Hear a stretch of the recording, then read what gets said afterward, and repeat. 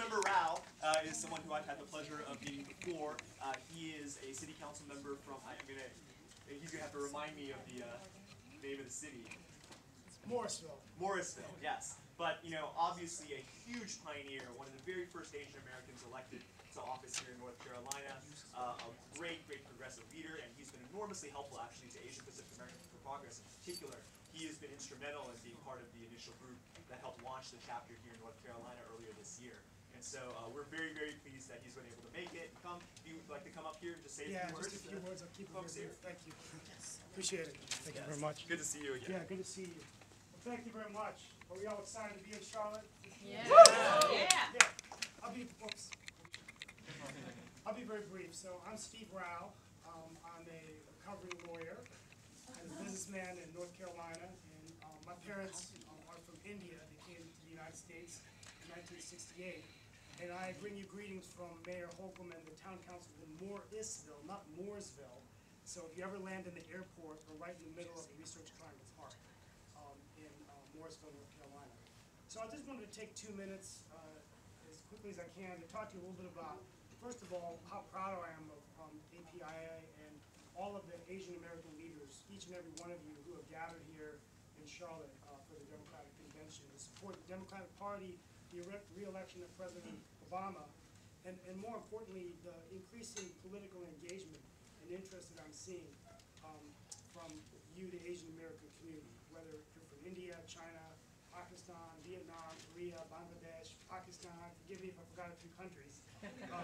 But we're all Asian American. And what we have in common, each and every one of us, is my parents came in the 60s. Some are still coming in the 70s, 80s, not up until just 4 or 5 years ago, is we all value hard work. We value education. We value our children having a better future than we did.